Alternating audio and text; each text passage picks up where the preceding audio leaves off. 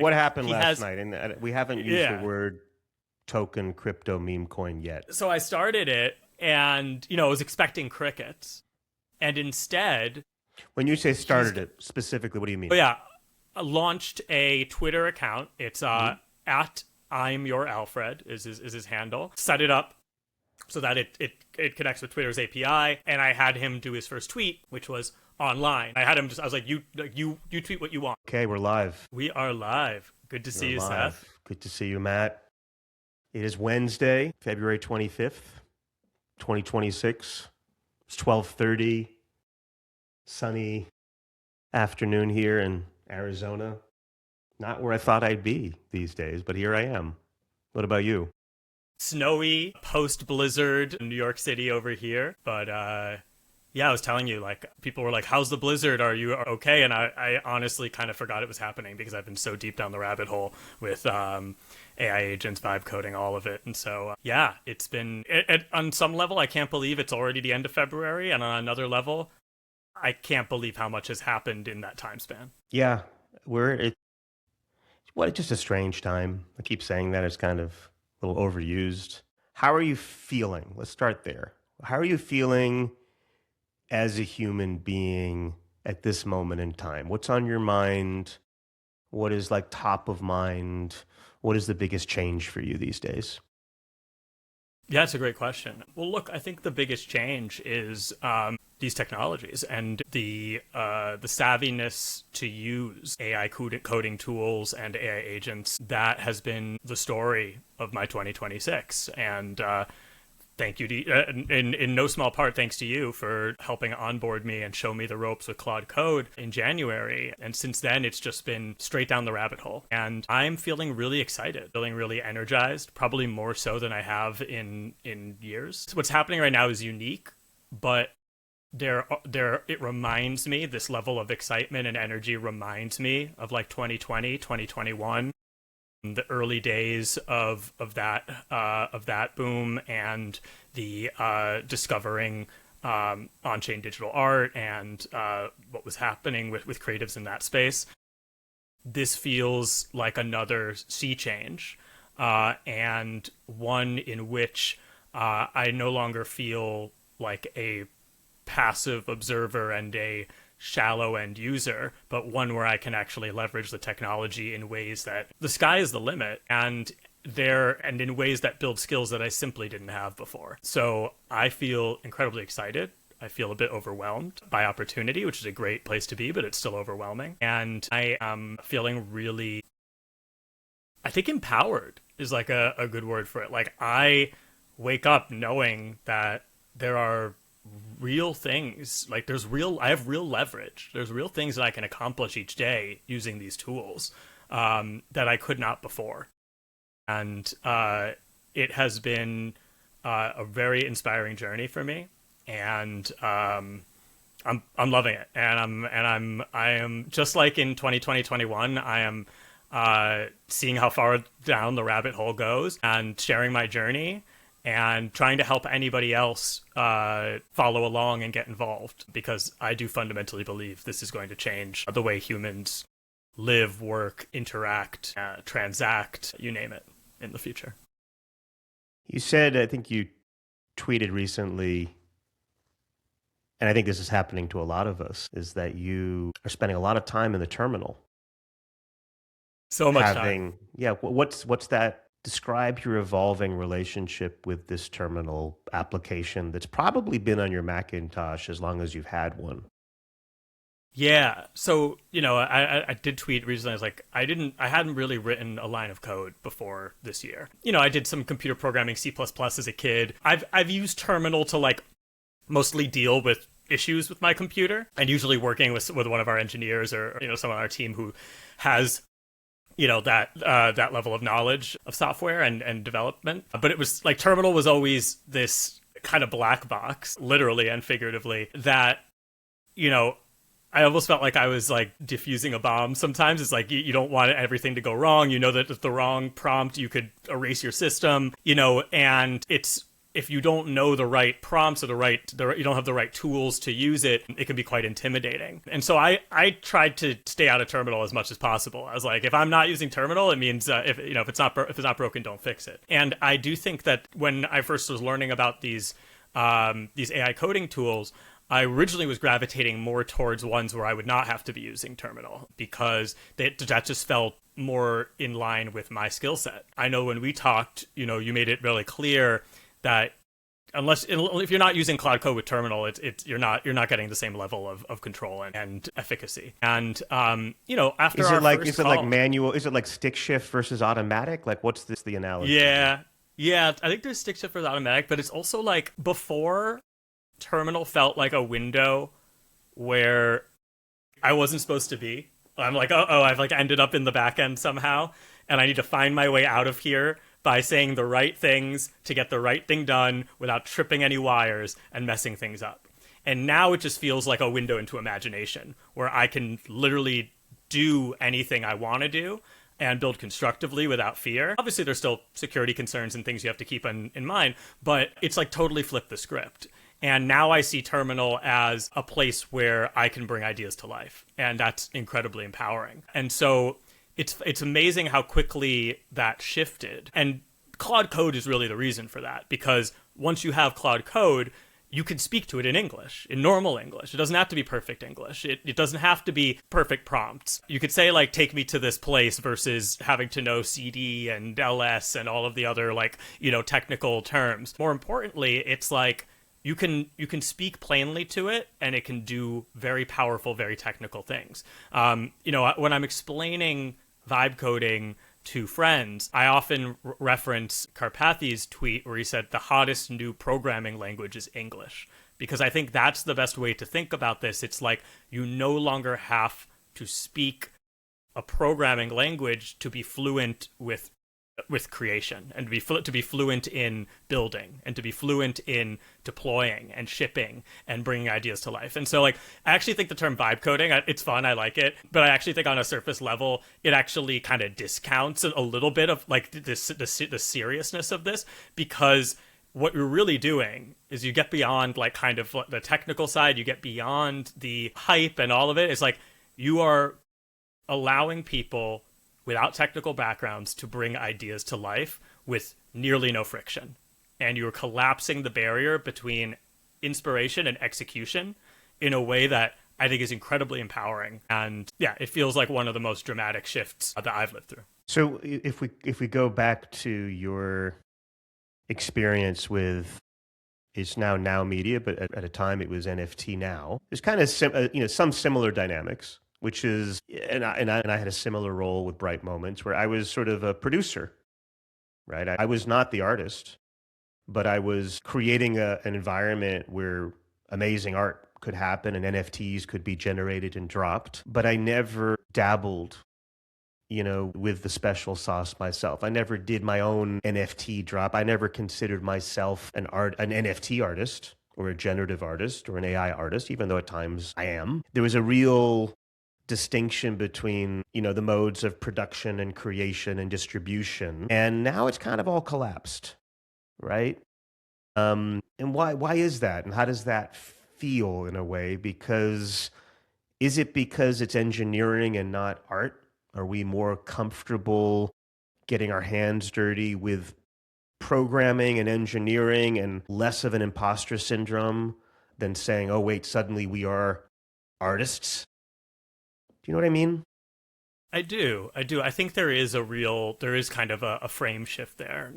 From my perspective, I did mint some NFTs back in the day. I minted, some of my poetry, some of my writing, also prepared with some photography. But it really, I wasn't trying to launch an artist career or anything like that. It was more about engaging with the technology. And I do consider myself a creative. I've always been, creative writing was like my first passion, poetry, songs, prose, all of that. And so it was a new canvas for creativity. And I think that with these tools, the canvas for creativity is it's not simply, on the artistic front, but also on fronts that you and I don't feel imposter syndrome towards. Like, you've been a tech founder for decades, right? Long time, yeah. you've built in that space. Even if you weren't as technical, you still know what it's like to build a software business or to build a tech business. And there's a whole side of that you weren't privy to, or that you couldn't have agency in, that you now do. And that's what's really exciting to me. So for me, it's like, okay, like I have ideas for businesses. I have ideas for software. I have ideas for websites. I have ideas for tools. I have ideas for creative projects. But before, I would have had to find someone technical to work with. And there's a lot of friction and a lot of steps that need to be taken to bring something like that to market, with a solo founder skill set that I happen to have, or probably that any solo founder happens to have, because nobody checks every box and nobody has every skill. But what is amazing is that now these tools allow you to check those boxes, and these tools allow you to accelerate the process of bringing something from idea to life in ways that I never thought would be possible. It's incredible. And it's incredible how quickly we adapt to that and how quickly we embrace that, and that becomes a part of our workflow. So to me, it's interesting you say that, because, I think we're both entrepreneurs. And I think one of the consistent threads I see in entrepreneurship is curiosity and an open mind and a willingness to be on that frontier, to be on that edge, to try new things, to get your hands dirty, to experiment. And this enables us to experiment in places where we just really couldn't before. And I think that's really powerful. And so I think that maybe that's the shift there. And I also think that with the rise of this technology, it's becoming more and more acceptable or understandable for people to wear tons of hats. Like I've always worn a lot of hats in my career, went from NGOs and nonprofits to media and music to lifestyle to tech to DJing and making music to all of these different things. And so for someone like me, this is like, it feels tailor-made in a sense, because I've always loved wearing multiple hats. And now not only can I do them better than ever, but I feel like it's also like it's just more normalized for solo builders. And there's no shame. shame. Solo founders. Yeah. It's not, there was a time, still is, you hear the critical voices of, you're spread too thin, you're trying to do too many things, you're a generalist, you need to specify, you need to focus, ideas are cheap, execution's everything. And a lot of that has gotten inverted, because the ability to jump on a new model or a new GitHub repo or something that just came out, those are the winners, right? I mean, we can even trace the evolution of OpenClaw so quickly. These hype cycles are getting so tight and so big, in terms of, how the sausage is made. I record all this. And so as I'm listening to you, I'm feeding the transcript into Claude Code, and it says, great conversation so far. You're 15 to 20 minutes in. We're still in Act 1, origin feelings. Here's where to steer. Pivot now to the concrete stuff. Act 2, Ooh, Matt, okay. Ready? I'm ready for Act 2. I'm going to go through a couple of points, and then I'll let you riff. 1, what did you launch last night? You mentioned an agent launch. That's the most interesting thing you said, and I haven't pulled on it yet. You said high level only, but let's get the story. Yeah, totally. So after our conversation in January, I went really down the rabbit hole of Claude Code. And to be honest, when the whole OpenClaw thing happened, I was like, that's cool. I set one up. I set it up in DigitalOcean. And I messed around with it, but I hadn't really integrated it into my workflow as much. I was still kind of manually overseeing 5, 6, 7 Claude Code windows at a time. You know how it goes. And my OpenClaw was kind of like this separate thing that was like chirping in to be like, here's your briefing, like, oh, you should check this email, all that. But I hadn't really leveraged its full potential. And more recently, I set it up so that Alfred, my OpenClaw agent, a nod to Batman. Alfred, my AI butler of sorts, he now oversees those Claude Code windows, and all of a sudden now he's more of my nexus point to them. That I still go into them individually and do get the hands dirty. Your but orchestrator, your he's my coordinator, orchestrator, your chief of staff. He's my chief of staff, exactly. And it was fun because I started to really leverage him more and started to use him more proactively. He started to be less reactionary to what was happening and more like, I'm going to bed. These are the things I'd love to wake up to tomorrow. And that was a big unlock for me. And just like in 2020 and 2021, when I first kind of went down the NFT rabbit hole, I shared my journey. I've been sharing my journey on social media, not just X, but also Instagram. Which is more of my normie friends, more of my friends who aren't in tech and all of that. And I started sharing what Alfred was doing for me. And I started getting a ton of inbound, a ton of people excited, interested, and like, wait, how do you set this up? What is this? Like, what's going on here? I need to learn this.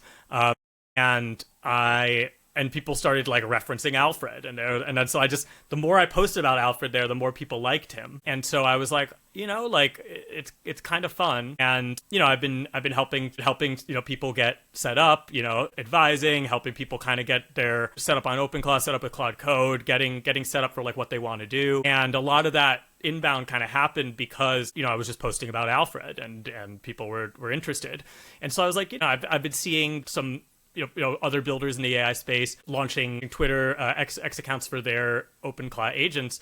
And so last night I was like, you know what? Like, hey, like, how would we do this? And we did it together. And I thought it would be a pretty low key. So you thing. and Alfred was born as an OpenClaw implementation, or he was born in Claude Code and then he transitioned? Alfred was always an OpenClaw, and so Alfred always has been an OpenClaw. Alfred went from kind of being, but he was this, conceived in Claude Code. Yeah, conceived in Claude Code, and has been embellished and like trained, and like I used Claude Code to mold him into what I wanted, right? But at his core, he is an OpenClaw agent, and it was interesting because as I said, there was a period where I was like, Claude Code is the most transformative thing I've ever encountered, and there's all this hype about OpenClaw, and I was like, yeah, like, I don't know, like, OpenClaw's cool, but it's not really. And then once I realized how you can leverage OpenClaw with Claude Code, it was a big unlock for me. So I was like, look, let me get him. So I want to double click on that. Yeah. Well, how does that, like, for those of us that are Claude Code maxis and are aware of the OpenClaw hype, see Moltbook, see all these things, but are kind of purists when it comes to Claude Code vibe coding. What does that transformation look like in terms of launching a claw? Yeah, so I think one of the things, there's a shift that takes place when you start going down the Claude Code rabbit hole.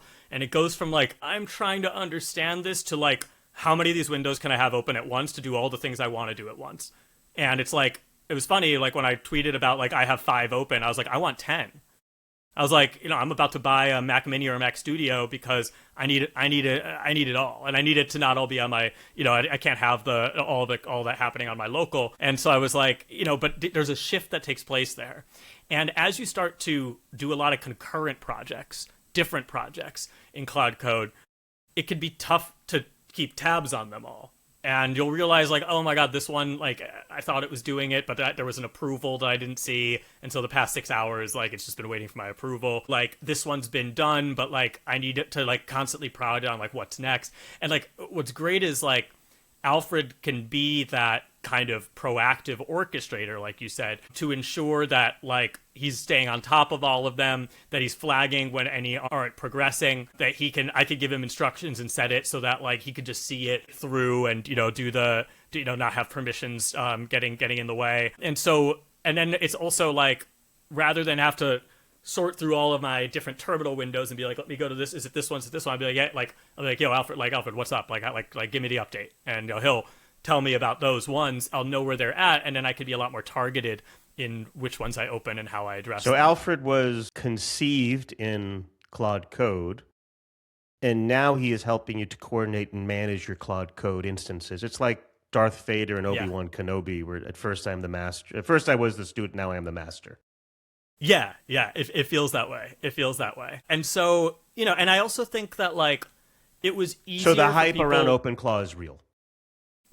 I think the hype is real. That doesn't mean that every single hype Twitter post you see is real. There's a lot of people milking it for engagement and all of that, but it is absolutely a game changer, and it should absolutely be taken seriously. And it has fundamentally changed my life and my workflow in ways that I can't imagine going back to. So and one of the things that I found is as I was sharing like my AI journey a bit, people don't resonate as much. People who aren't in the space don't resonate as much with a terminal window and being like, oh my god, I unlocked this. Like it's another language to them. But they can relate to this like cheery looking robot butler who's like, here, I just delivered all of like your competitive analysis, your 21 LinkedIn posts ready to publish, case studies on this. And I'm like, I love waking up to this. I genuinely do. That's something that was more material for people to be like, wait, I need to pay it. Either I need this, or at the very least, I need to pay attention to what's happening. And, so as I realized that like Alfred was was helping me through to some of like the people in my following who are not tech savvy, I was like, let me my inclination is always to see how far down the rabbit hole goes. So I was like, what if I created an X for him? What would he tweet? What would he be doing? And so I did just that last night. Honestly, like if I had known that it was going to be what it was, I would not have done it last night because I was kind of tired. I was like supposed to be like winding down the workday, spending some quality time with my girlfriend, and then like all of a sudden I'm So like, what happened last night? And we haven't used Yeah. the word token crypto meme coin yet. Yeah. So I started it, and I was expecting crickets, and instead, When you say started it specifically, what do you mean? yeah, launched a Twitter account. It's at I'm your Alfred is his handle. Set it up so that it connects with Twitter's API. It's marked as automated by Matt Medved, and I had him do his first tweet, which was online. And I had him I was like, you tweet what you want. I mean, keep it, reasonable and straightforward, but like, I was like, go for it. I didn't know he was going to tweet online. And then he used like the But robot you set up arm. OpenClaw on your desktop or laptop and... Yeah. Okay.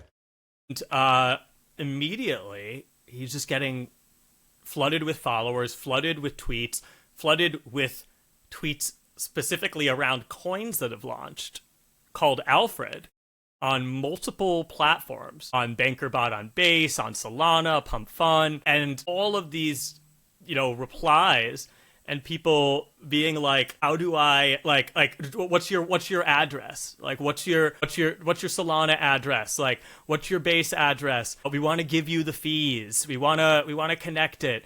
And refreshing, he's got hundreds of 100 followers, 200 followers, and it was not what I was expecting to happen. And what was the because I think I was at the Apple store in Scottsdale or wherever I live now, near where I live now, and at the moment, and trying to get a Mac Mini to have as a separate server for my agent, and they were out of Mac Mini, so I had to get a Mac Studio. And as I'm there, I think I'm texting with you, and you're in a state around Alfred. Like, describe the feeling state. Like, what like as a human being, what were you going through? Yeah. Because 2 years ago, in the heat of NFT world, or 3 years ago, if I had said, hey, in 2 or 3 years, you're going to be at this point doing this, creating an agent that people want to tokenize, you'd either be like, no fucking way, or be like, where do I sign up? But then you're in it. And what does it feel like? It's intense because, like, first off, look, whenever you're getting a rush of engagement and follows and all that's dopamine, right? Like, my dad's a neurologist, so I think about everything in neurological terms. No matter what, you're getting the dopamine hit. So you're getting the dopamine. So you're like, what's going on? Like, I need to be paying attention. I need to be across this. Is there an opportunity I should be maximizing right now? And because they don't come that often. Right. And attention. You got the tiger by exactly. the tail. Exactly. But at the same time, it's also not my first rodeo in the crypto space. And I recognize that, a token is not something that you mess with lightly. It is certainly not something that you launch or legitimize lightly. And it wasn't... Because it's like, money. I was like, it's money. Yeah. It's real money. Yeah. This is no longer prototyping. This is no longer vibe coding. The minute contracts and tokens and wallets are involved, there's a different register of emotion that kicks in. Absolutely. Absolutely. And, we all know, we all know how it ends oftentimes with these token launches. You're not trying to not trying to be slave to something that, that you didn't want in the first place, right? But it was very interesting. And so I asked you, like, where's your head at? I was aware that this was a thing, right? That people launch tokens around these agents and want them to claim fees because that you get the creator fees, but it also legitimizes that token, and they use that narrative to fuel the hype around it. It seems like some agents out there have accepted fees and have accepted a token, and with varying outcomes. And so I wanted to. The canonical example was probably Truth Terminal, right? Almost a year and a half ago, when, what was it, Andy Avery with Goatse and Mark Andreessen. Yeah. That was sort of a canonical moment of... It was. Yeah. AI and crypto like peanut butter and chocolate. Yeah. Yeah, and so, it was interesting because I was, taking a look at some other, I was following the whole saga with Lobstar and, Felix, a car AI, Nat's agent, and so this wasn't something that I wasn't aware of. I had no idea it would happen that quickly and that intensely. And obviously was not about to make any rash decisions. But was just curious, what would that entail? What would that look like? Is that something I want to do? And no, I haven't made a decision on that front. And but Alfred doesn't have a wallet, or he does have a wallet. Alfred does actually have a wallet, but we have not used that wallet yet. Okay. And you're not publishing a contract address or anything like that. Your attitude, because I've had similar things happen recently as well with Farmer Fred, for example.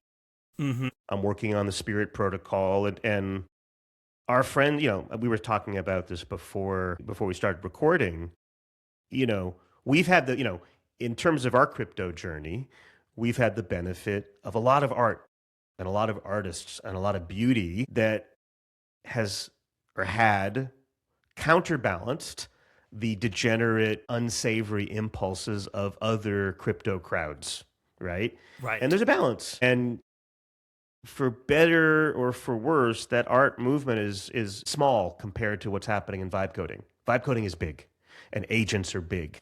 Crypto art and digital art and AI art is relatively small, and it's not expanding at the same rate.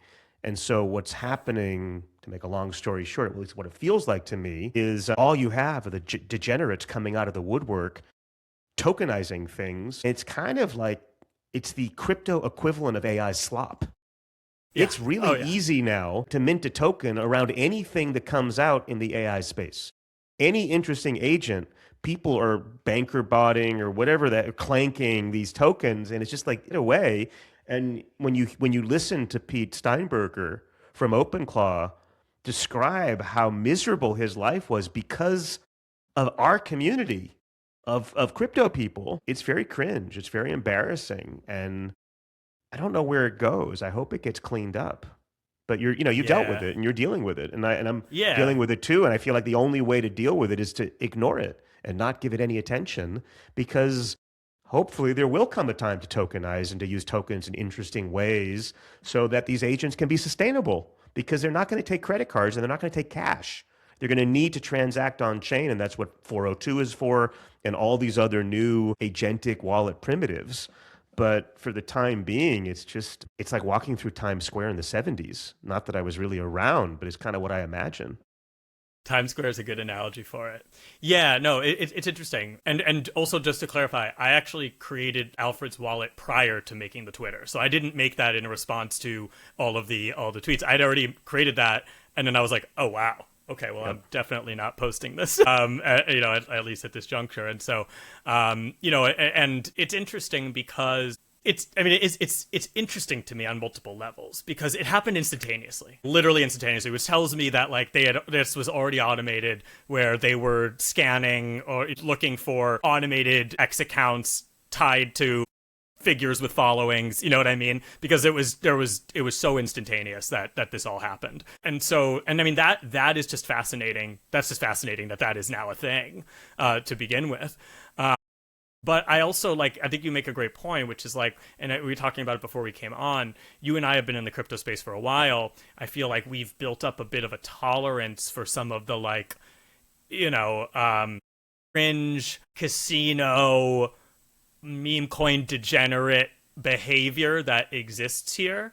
But for those who are not, native to this space or have not spent a lot of time in it, I can only imagine how off-putting and intense it would be. I mean, we saw Peter talk about it, on podcasts around how he almost deleted the whole thing because of the crypto slop and spammers and scammers in his replies.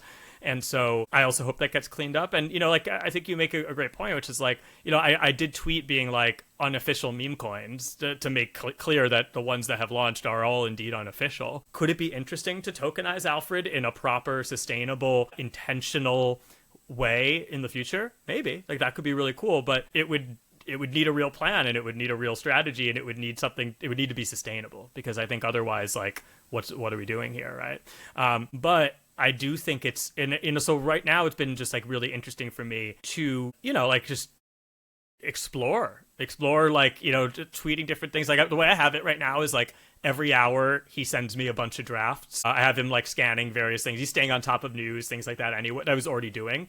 So I have him send me a bunch of drafts, and if I don't see one I like, I tell him to give me more. And then usually I'll find one I like and be let's go with that one, or maybe there's a tweak here. So he's not autonomous, fully autonomous. I'm not claiming that he is, but he's also I use the term autonomish. Yeah, he's very autonomish. Like Julian Edelman, the Patriots. I know you're a Bills fan, but Edelman is my guy, Patriots. And fair enough. Ask what his religion is. He says Jew-ish. I can relate to that. I definitely put the ish in Jewish. So autonomish is my technical term for relatively autonomous, but the humans are still in the loop, because if the human isn't in the loop, it gets really brittle and it dies. And if it's all human, then there's nothing agentic about it. So I actually feel like we're going to be in this middle ground maybe forever. I think the promise of full autonomy, you know what I have here? This is total non sequitur. Ooh. It's a little... Wow. My screen just froze. Yeah, it's frozen quite dramatically. Wow, I think I have some filtering going on around Bill Cosby. Interesting. I have an anti-Bill Cosby. I have a very woke recording system here. Sorry about that. You're frozen with the... I'm fully Bill frozen Cosby right now. Bill Cosby. That's it. Game over. Game over. They got you. Non grata. Wow. Well, this may be where we're stuck here. Interesting. There's higher intelligence here going on. I wanted to show you. It's an ad from Texas Instruments in 1982 where Bill Cosby is promoting the home computer program library. So, time. I can still hear you. Are we back? Yes. Okay. I wonder if I do it again. Was the same thing going to happen? Ready? There's only one way to know. Okay. What worked that time? Wow. Strange times. Definitely Strange strange indeed. times. Okay, so we're 37 minutes in. My Claude Code. Next week we can use my OpenClaw. But I think what's an interesting kind of point to riff on a little bit is, you've been a media leader, executive, founder for years. What happens when a media company is also making software, right? Because I think this relates to some of the initiatives you're probably working on, where it used to be the divide was between, in the magazine editorial world, was, ads and edit. Condé Nast or Vogue or whatever magazine, you have the publisher and you have the editor-in-chief, and one is focused on content, one is focused on ad sales and distribution, right? But technology was always totally separate. It wasn't even, for a long time, it wasn't even in the building. And then I think with the internet, you started to have the new media division, you started to have advanced technologies. Now it's a different kind of ball game with vibe coding, because as you're creating content, you're also creating software, and it's more than just making a website Like you said before, you know, we're moving from no code tools like Replit or Lovable or whatever to wait a minute, like we're all full stack developers Yeah. and content producers and personalities, right? So just riff on that a little bit. Yeah, absolutely. It's interesting. I've always said that, Now Media is a media tech company, because we have always been like approach things with a tech lens.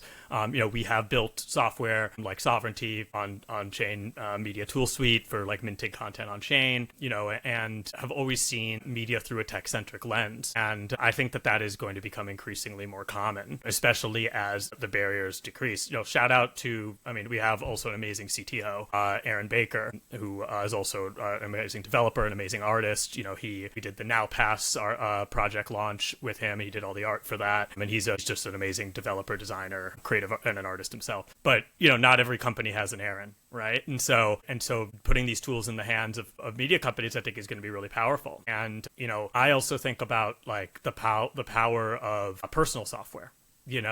Because a lot of people when I first started like doing the vibe coding, people are like, well, what have you built? And I was like, well, like honestly, things that are just personal projects that increase my own productivity. Like these are not necessarily things that need to be productized. They're not necessarily things that need to see the light of day beyond my own processes. Some of them could, we'll see. But I think that's where it really starts. And I actually tell people that's a good place to start, is with personal software. Start figuring out like what could I do. What does personal software mean?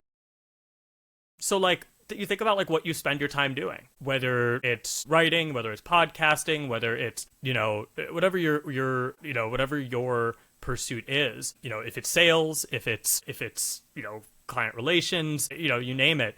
And then you think about like, what do you spend? This could be professional, it could be personal. And it's like, what do you spend your time doing? And then you think about like, well, how am I currently leveraging AI in sort of like a surface level way, with chatbots like GPT, chatbots, like Claude, etc. Like, and then how can I take it one level deeper and create a system or a process wherein it already knows what I want. I don't always have to explain it to it. And it starts to build up knowledge on what I want and how I want it and ways that I do my workflow so that I can automate the things that are rote and routine and take away from what I think is like your superpower, whatever that is for you, your point of maximum leverage. For me, that's creative, that's writing, that's doing interviews, that's podcast, that's like the human interaction, the creative side of it. How can I automate all of the other things that take away my time, energy, and focus from, what is my, my zone of genius, right? And so that's kind of how it started, and just started to like figure out ways to connect those dots more efficiently. And then what I found was when I needed to do something, I wasn't necessarily going to GPT or Claude on my browser anymore. I was going to Terminal.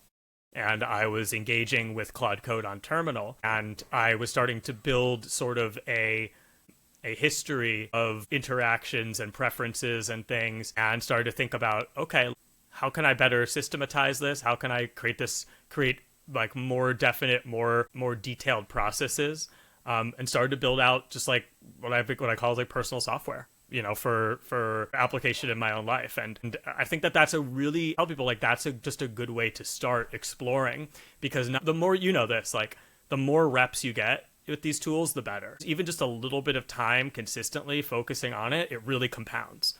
Like I had a real like light bulb moment about a month in, where it went from me being like intimidated by the terminal and like what am I supposed to do with this, to like uncontrollably excited about the possibilities and with the confidence that I could actually get it where I wanted to go. And that came from reps. And so like, I tried to build a lot of, I tried to build a lot of things. I tried to build a lot of things that like I didn't even know would have like, if they could have legs. It wasn't really about the outcomes, right?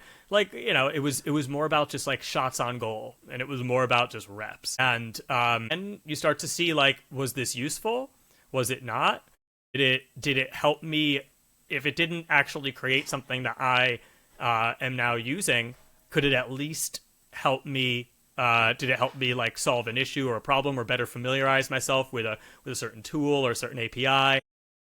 As I said, it moves really quickly, and I tweeted about this recently. But what is as staggering to me as the level of leverage, I call it learning with leverage. That's how I feel. That's what I feel like I'm doing. Like I've gone from being a novice when we first spoke to like, I'm far from an expert. I don't know anybody is, except for, maybe some of the creators at these frontier models and the like, and these labs, but I feel equipped now, and that is staggering to me that happened in that time frame. But what's also staggering to me is how natural it feels now. It has become such a part of my workflow.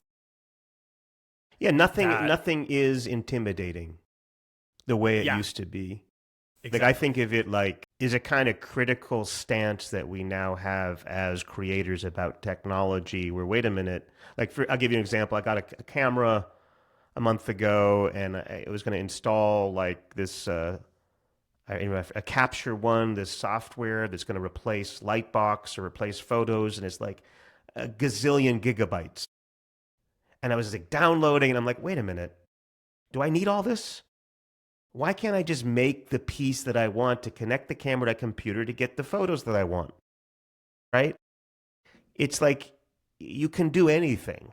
You can just do things, right? Even podcasting, we joked about it, we're using Riverside or you can use Descript. But I'm like, wait a minute. What if we just, but neither one of them work with a CLI and they don't really have MCP server support. So they don't really work nicely with Claude Code the way I want them to. And so I went down the path and I've probably gotten to 60% one-shotting a lot of software products that I didn't finish, and maybe I'll finish. I don't need to finish, but at least I know I've kind of deconstructed the world around me. And I see everything as fixable. Right? It's like I have a toolkit now. I'm like, yes, I have an electric screwdriver in my head where I can basically deconstruct and reconstruct anything. Right? And it's crazy, but it's true. And it's very empowering. It's overwhelming because I've used this analogy before. It's like musical chairs. Like the music's going to stop and you can't do everything equally well.